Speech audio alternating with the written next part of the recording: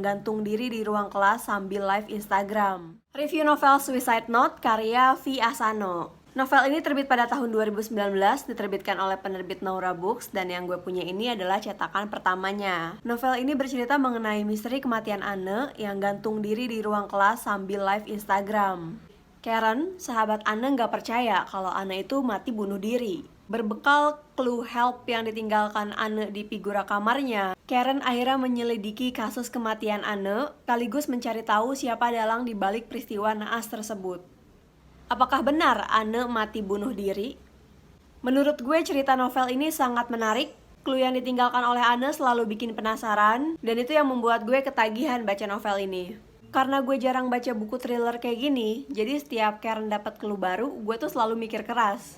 Buat kalian yang suka atau baru mau mulai baca buku thriller, gue rekomendasiin buku ini untuk kalian baca. Rekomendasi 3 novel tipis di bawah 200 halaman, harganya mulai dari 15 ribuan aja. Ceritanya dijamin seru dan gak bikin bosen. Yang pertama, gue punya Pudarnya Pesona Cleopatra. Di dalam sini ada 2 cerita. Novel mini yang pertama berjudul Pudarnya Pesona Cleopatra, dan novel mini yang kedua berjudul Setetes Embun Cinta Niala. Pudarnya Pesona Cleopatra menceritakan tentang seorang pemuda yang sangat mengagumi kecantikan wanita Mesir. Namun, ibunya menjodohkan pemuda itu dengan gadis Jawa yang bukan seleranya.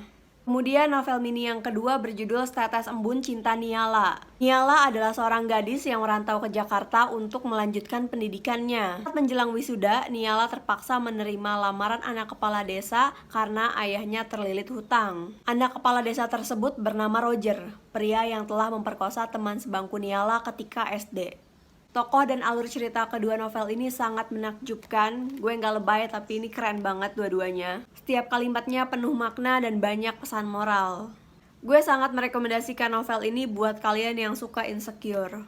Next, gue punya novel Purple Eyes, bercerita tentang seorang pria bernama Ivar yang kehilangan kemampuannya untuk merasa. Hal itu dikarenakan orang yang sangat ia sayangi meninggal dengan cara yang keji. Kemudian Ivar bertemu dengan seorang gadis misterius dan aneh yang bernama Solveig. Setelah bertemu dengan Solveig, perlahan Ivar mulai merasakan kembali emosi yang ada pada dirinya. Ini adalah novel fantasi yang sangat menarik dan bikin penasaran. Pemuda itu masih hidup dan gadis itu sudah mati. Buat kalian yang mau baca novel fantasi tapi nggak mau tebel-tebel, novel ini cocok banget untuk kalian baca. Dan rekomendasi novel tipis yang terakhir adalah Satu Malam di Kampung Siluman. Jadi tokoh utama di novel ini tuh manusia dan siluman babi. Cowoknya manusia, ceweknya siluman. Pertemuan mereka berdua menjadi awal dari rentetan kejadian berdarah yang memakan banyak korban. Ceritanya bikin penasaran sekaligus menegangkan, dan plot twistnya juga cukup mengejutkan. Buat kalian yang suka novel horor, misteri, novel ini mungkin cocok untuk kalian. Elena menikah dengan Ibnu karena wasiat Savitri. Namun dalam waktu yang bersamaan, Elena masih berhubungan dengan kekasihnya yang bernama Eugene. Kemudian Elena hamil dan melahirkan anak laki-laki yang sangat mirip dengan Eugene. Review novel Elena karya Elia Ningsih. Novel ini terbit pada tahun 2018, diterbitkan oleh penerbit Kata Depan, dan yang gue punya ini adalah cetakan ketiga.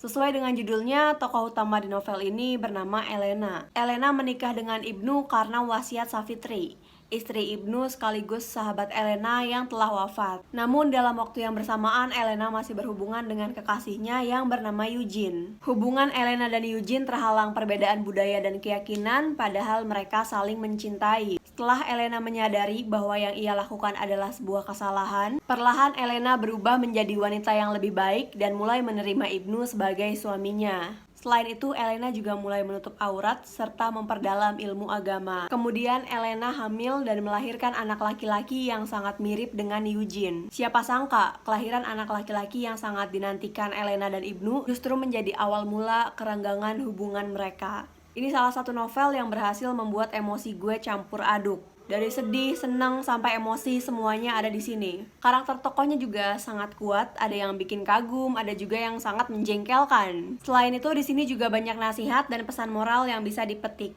Buat kalian yang suka baca fiksi Islami tentang pernikahan, mungkin akan suka sama novel ini. Novel fantasi tentang petualangan dan persahabatan yang gue baca ya cuma serial Bumi aja. Dan gue sangat merekomendasikan serial ini. Setiap judulnya punya cerita dan latar yang berbeda. So far gue baru baca sampai buku keempat dan menurut gue semuanya bagus dan sangat menarik. Sedikit tips dari gue, kalau beli serial Bumi itu mending di Gramedia pas lagi ada promo. Kebetulan sekarang lagi ada promo Big Ramadan Sale, banyak diskon, ada flash sale, gratis ongkir, bahkan ada cashback ekstra juga.